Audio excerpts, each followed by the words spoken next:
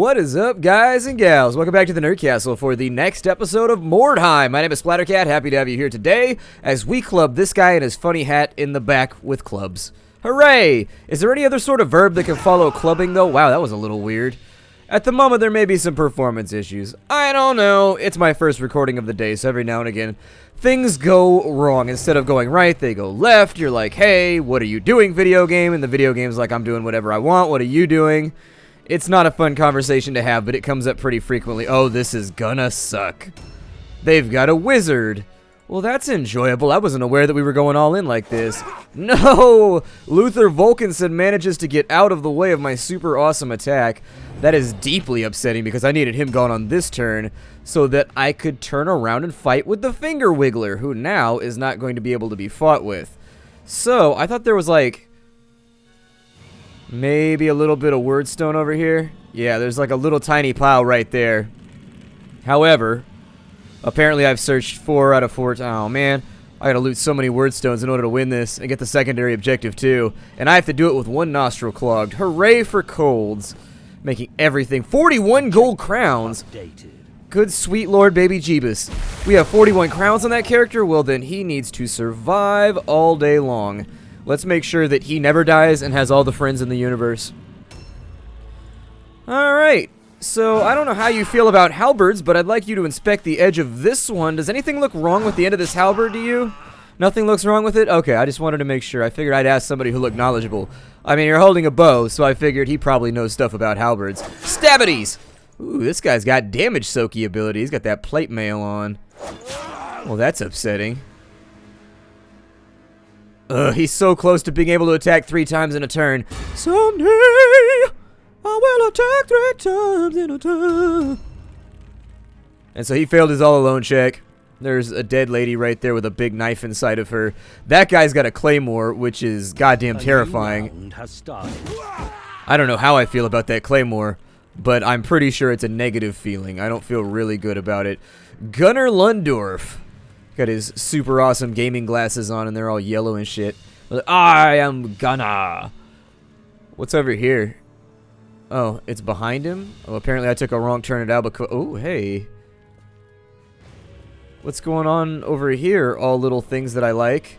There's a guy with a claymore right there, and it's probably really, really, really gonna hurt when he gets over here next turn. So instead of being crazy and just offering one of my guys as a sacrifice, instead, I'm going to loot over here. And he's got an etheric elixir, a dagger, and a bow. What a waste of a turn. And then I'm probably just going to hide this guy inside of a building so that he can't ambush stance me. And they'll put him in dodge. Perfect. Exactly what I wanted to happen. He's going to concentrate, which I think, oh good, he's going to blind people. I actually really, really, really don't like the human wizard. I find him to be like, pfft, compared to like the Chaos Wizard and compared to some of the other characters. I don't know. The human wizard can be alright, I guess. The Sisters of Sigmar, they have my favorite caster so far in game. Please hit him. Thank you. That's all that I desired, is for you to strike him. He will then fall down. We will take his stuff. He's got a luck trinket, so take his great ass as well. There we go. I have destroyed you and looted your great axe. I was going to try and make it into a butt cheeks joke. I decided to back off from it, though, and kind of take myself out of the butt cheek equation for... What is that? Is that a cluster? Oh, there's a cluster over there. I want it. I'm sure this guy will be fine. We need clusters. Yeah. Got that wordstone cluster. It's going to be like, objectives updated, objectives updated. Ow, you hit me for 12 damage, Crystal? Why? I'm your friend. I'm trying to loot you right now. I'm trying to make your life better, and you're over here just making it worse. Making it worse. Well, oh, I can't get to there. Oh, I was hoping I could get to there. Can you shoot him right there? I would like you to shoot that wizard in his big stupidity-doopity wizard face.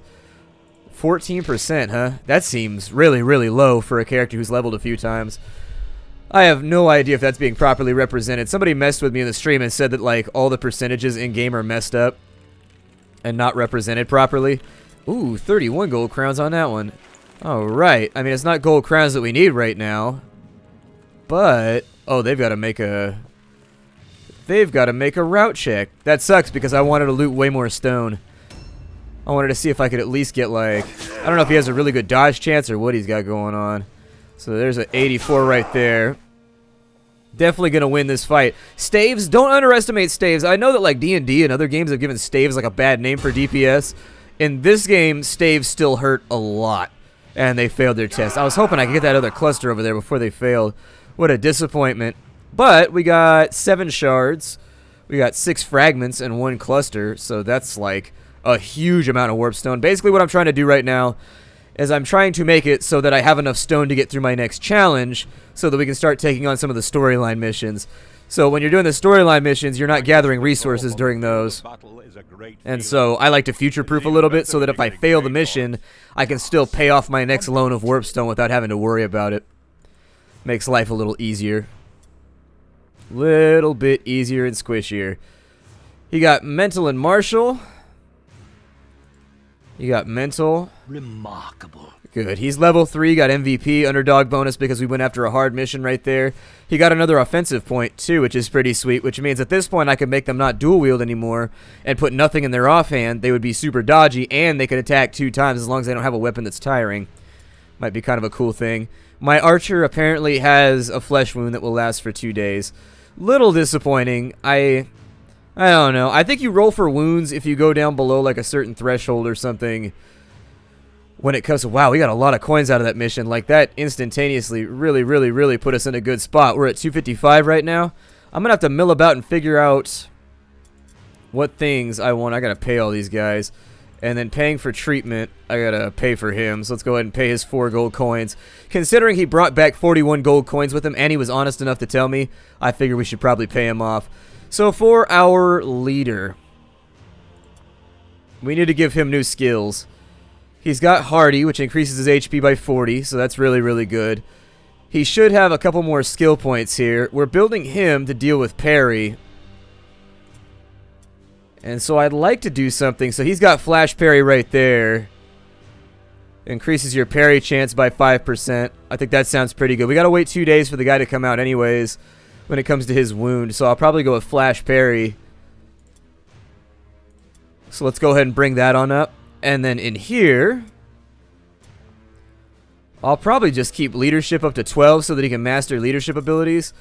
And on that side, I'll probably start to mess with a little bit more weapon skill, put that up to 12, and then from there I'm going to go all in on accuracy to make it so that he crits a little bit more. I mean, you only get 1% per level. It's not a huge amount, but you put in 5 points. If you've already got a 13% chance to crit, it gives you a pretty good chance. He's got some unspent points. I'll probably continue with agility on him so that he's at 50-50 dodge right there. I love negating hits by not being struck, and so I'd like to keep that running. On this side, we've got very little going on with Fritz Fieglerman. Probably go with ballistic skill on him. As far as his skills are concerned, I'd say you should probably go after something... We should probably go after something... Well, I had to repeat my sentence right there because I coughed. I'm sick right now, and so, you know. Increases ranged hit chance by 5%. Eagle eyes on that. Ranged attacks. None of these are looking super attractive to me.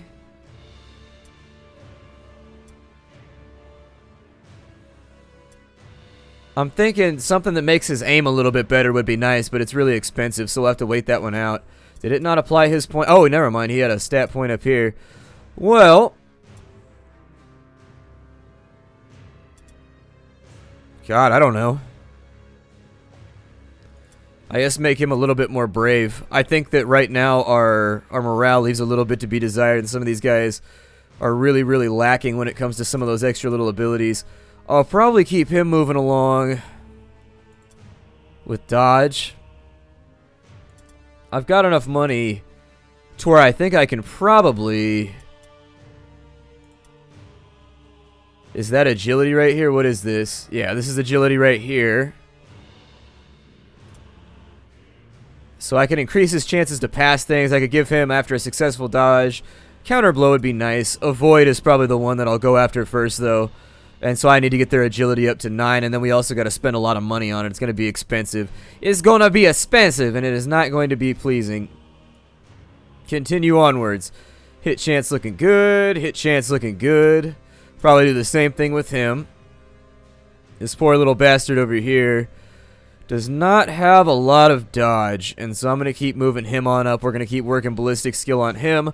Although we need to come up with some kind of solid plan for Leopold Holm. Because once his ballistic skill gets high enough, we're going to want to start pumping accuracy so that he can crit a little bit more.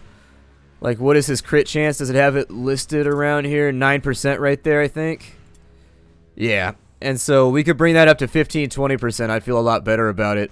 But it's all stuff to think about later. For right now, we've got more than enough warpstone to keep us in business for a little while longer.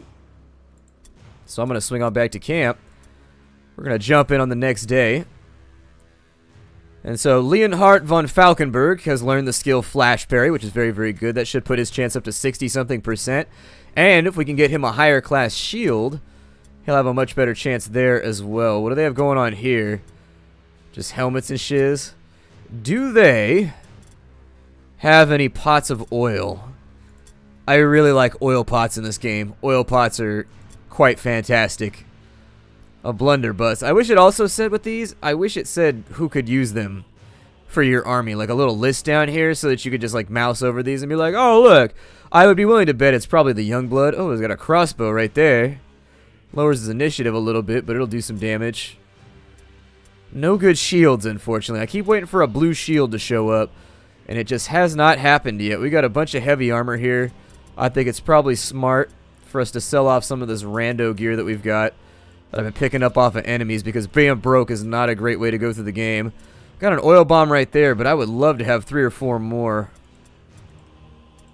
I'm going to keep all the random pots and things of that nature, like the random stuff that I can equip before a fight, just in case. I've not done many of the storyline missions, to be honest, and so this might be a little bit weird for me. Got axes, mandrake roots, pendants, shurikens. Probably don't need those. It's 2 more gold for the pile. We are rapidly becoming wealthier, although with the cost of training, seems like it's going to be painful before it lets us get there. I'm going to jump in on the next day, actually, so I can get my archer back. So we have nothing to report. We have no shipment requested right now. I'm going to stay safe. So we've got river rats, which is hard. We've got normal mark for death. We've got good and poor. So they've got a 700 rating, which means we need to get a little bit higher up on the list if we're going to go up against that mission.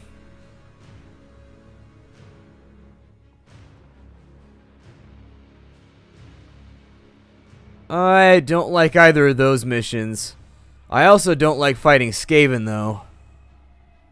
So they've got us beat by about 100 points.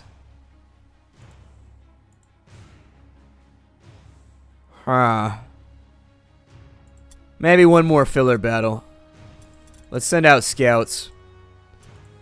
We've got money for once, so that'll do. The average sounds good to me. It's a wordstone rush. Okay, alright, we can go after that one. And then everybody else is looking pretty good right now. They're about ready to go. Everybody's healed up. This is our A team, and it's the one that we're going to stick with for a while. I do have other heroes. I do have other, I could get a wizard right now, but I really don't like the wizards. I don't. Not for the humans anyways. I like them quite a bit for some of the other armies, but definitely not the humans. Alright. So let's have a look at our deployment here. I try to edit out those load screens as best I can because honestly, they are really, really, really excessive. The developers need to work on that. The load times in this game approach something of legendary, in all honesty. I haven't seen load times like those since back in, 2001, 1999. It's been a while since I've seen, I think I timed this one out. My load times are about 3.5 minutes. It's gotten to the point where I check my email and I, email people back, business associates and stuff in between missions. So how many deployment zones do I... Oh my god, there's so many. Okay. My recommendation then... I'll probably just deploy low and tight over here. That seems alright to me. How close are you? You're close enough. That'll work. You come back around. It's a wordstone rush. Not a very good wordstone rush, mind you, but no one ever spoke to the quality of the wordstone rush. Oh, he's way up in the top here. Go back until you catch up with other people, too. Ugh, cycling through all these. I swear. And I know I'm not going to be in the building I want for a super long time, and so you just gotta cycle. And hope that you get there. Cycle like Lance Armstrong. I never even knew that blood doping was a thing until Lance Armstrong. I never realized that was a thing that you could even do. Giving yourself your own oxygenated blood. That's, so far-fangled that, It's hard for me to call it cheating. Now, follow me here. I know it's cheating. Follow me here, though. Like, it's so far out there, and you're going to such a ridiculous extent to get an advantage that it's just like, God, is it even worth it? Like, does that work well? Have there ever been performance evaluations on people who do that to make sure that it actually, like, does anything? It's just so far-fetched. It's just, like, such a massive thing. So much effort. You got to store your own blood. You got to train at high altitude. You got to get blood transfusions, like, at the right timing. It's just a lot to go through. It's not the same thing as, like, sticking a testosterone, needle in your butthole and just being like, woo, I feel good today. Testicles have shrunk by 25%, but everything else is feeling pretty solid. You know what? I think I can accept a 25% deficit over there when I'm this yoked. Rawberry! That's the joke that I never got over. I don't even remember the name. Power Thirst, I think was the name. What was the name of it? I don't know. With flavors like gun. I remember when that first came out and everybody was linking it all over the internet. That was a long time ago. Maybe 2005? 6? It's an old video at this point. By the time I saw it, it was already old too. Go ahead and drop him right there. And we shall see who takes the first turn to chaos. Let us stab with our super awesome fluffy helmets of featheritude. That's like attitude, but with more feathers. I think I saw loot around here somewhere. And it seems a bit like a waste to me, just to leave dead bodies unscavenged. Please don't do that. Go back to this dot. Yep. Is there anything over here in this field? There's a bunch of loot in this house over here. Maybe I will investigate that. I do like loot. There's only 8 wordstone nodes, though. I think I probably should have deployed here and then made it down the street. There's only 2 nodes over there. The node deployment is really, really odd on this map. So I'm assuming there must be like 4 there. And maybe like the other 4 are right there. What a weird deployment. Who cares? What are you going to do? The random generator in this game can be odd with the wordstone. Yes, I'll just send people into noble combat. Not so noble combat? I've made that joke already. Ambush stance! Make sure you are ready for whatever comes. Whatever stands against us, we will bucket in the face. I'll probably have him mash out the backside of this building. Was there loot in here, though? I think there was. You know what I've noticed? Like in the modern day, accents aren't as severe anymore as they were when I was a kid. Like when I was a kid, people had really, really thick accents, and now this is limited to people who are non-English speakers. And so, please don't take I know anytime you bring up anything like this, people get all triggered and shit and get all angry and whatever. But I don't mean it like that. What I'm saying is that, like, when I was a kid, people who learned English, who lived in other countries, like English was their second language, their accents were thicker. I think, like, language education has gotten better, because nowadays, you can't, like, with some speakers, you can't even tell that they speak another language. Like, they have no accent whatsoever when they speak English. Whereas my dad has friends from all over the place from back in the day. And they all have very, very thick accents, which makes me wonder if it's just language education has gotten better, or if people are just more practiced nowadays, or like what the difference is, because there's definitely kind of like a transition between the older generation and the younger generation of non-English speakers. Well, secondary English speakers. I shouldn't have put him up there. Who are we fighting right now? Oh, other mercenaries. I'll take that. Other mercenaries are okay. I'll probably have most of these guys just travel this way, try and get at some of that wordstone, while at the same time maybe scouting a little bit on an outin' for a scouting. We do have to worry at this point, though, about their hero. That's the only thing that I would say to watch out for, is that their heroes at this juncture in the game can move really, really far. And so, gotta be careful about it. Gotta be careful about it. I only gotta get 8 wordstone nodes. That's really not that many. I'm gonna have him run down the street this way. Can he make eye contact with... Oh, shit. Alright, well that'll do it. Everybody in ambush stance then. Apparently I'm going to step on some gas right now while I'm trying to manipulate my camera and see what I'm trying to see. The enemy doesn't really pay attention to objectives, so you don't have to worry about them doing it, but... For us, I feel like we should stay on point and at least try to recover something during the course of this fight.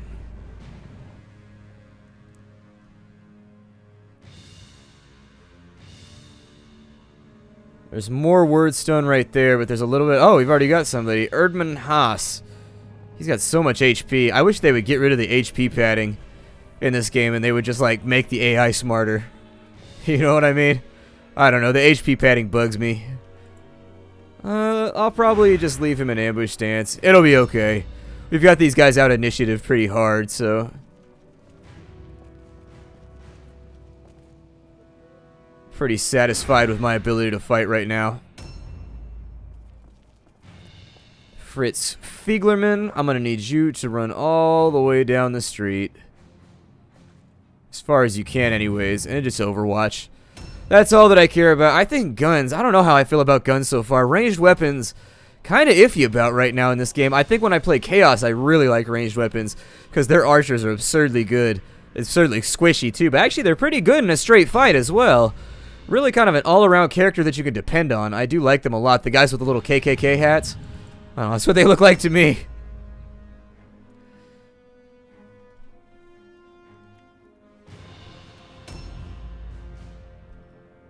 My assumption would be on the next turn that we're probably going to go up against... Oh, somebody over here. It's more than likely going to be unpleasant, too.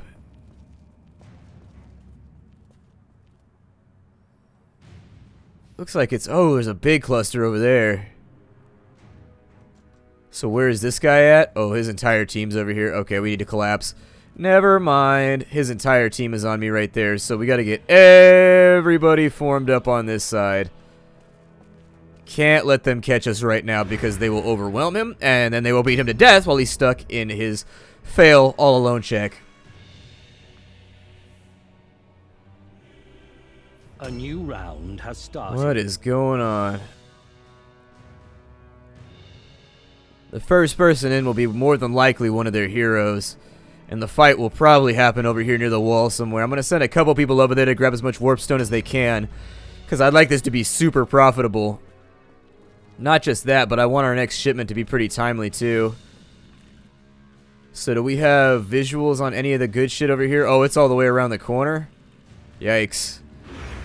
Okay. I accept this. Not on any, like, moral ground, but, you know, in general. I can live with it. Have we made eye contact with anybody over here yet?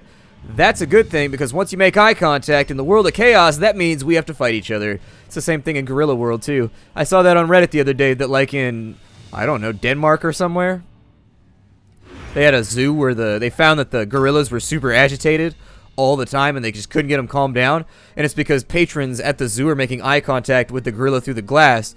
And in gorilla culture, anybody that makes eye contact with you, it's kind of like dogs when they make eye contact. It means they're going to fight or whatever. Gorillas are the same way. And so they started making everybody that goes into the exhibit, they like walled it off, and they made everybody that goes in the exhibit wear these glasses that makes it look like they're looking off to the side all derpy. Still, pretty cool idea. It's amazing how humane zoos have gotten since I was a kid. When I was a kid, I don't know if like the younger generation will realize this, but zoos were pretty inhumane when I was a kid. And when my mom was a kid, it was even worse. Like, I recall going to the zoo when I was maybe 5, 6 years old. And the zoo was nothing more than like concrete slabs with a bunch of animals on them. Like, there were no habitats or anything like that. It was just, you know, a bunch of animals inside a cage on a concrete slab with maybe like a couple of dog toys in there with something. It's kind of wild. I'm actually really, really glad that the zoo industry has changed around a lot, and they're really focusing on keeping the animals comfortable. In general, I don't like animals in captivity, but those zoos they tend to be doing a lot of the animal research, not in terms of like dumping shampoo into the animal's eyes or whatever, but in terms of they're funding a lot of the research for conservation, things of that nature. The animals nowadays seem a lot more comfortable than they used to be back in the day, especially in some of the bigger pens with some of the bigger things now. And honestly, so many things are endangered nowadays anyways. They might try to cut us off right here. I don't know. We'll see what happens. I'm trying to get to that warpstone behind that cart, though. If we can get a couple big pocketfuls, like 4 or 5 clusters, it'll be pretty off the chain. Put him right there. I've got helmets on everybody. If we're going to leave them as they are... Fieglerman, how far in there can you get? I'm going to use him as an advanced... That was a big chunk of damage right there. That sucks. Well, I was going to use him as a scout, so it's twice as important now that we keep him out of combat. I think if I loot all that, I can get the secondary objective. I'm going to have him fall back towards the rest of the team just so bad things don't happen when he gets isolated. Unfortunately, the front end of this fight's going to be a little bit boring since I'm actively avoiding the enemy as best I can in order to get at some of that sweet-ass warpstone. Last time we saw him was over there, so I'm going to try and get this little guy maybe up on one of those balconies right there. Once we loot all this warpstone, we're just going to get into a fight right after that, and that's pretty much all there's going to be to it. We are going to engage, and at that point, we will win by striking them in the face and hoping that the dice do not betray us. The enemy may have regrouped. That's the only other problem that we're looking at right now. If the enemy had a chance to regroup, it's going to be a death stack from beyond, and it's going to suck. Let's get Big Boss Honcho around the corner here. You know, I really feel like he should be able to move further, but then he never can. I always feel like he can move so far, and then when you look back at what he's actually accomplished, it just seems like so little. It's such a disappointment to me. You, sir, are a disappointment to me. You do have a fluffy hat, though, so you're moving on up in the world. Their turn also seems to be pretty disjointed, so we get to act before they do, which should give us a pretty good chance to wipe out one or two of their guys before anything else goes wrong. This cat is almost here. Might have him ambush that slot right there. Fritz Fieglerman.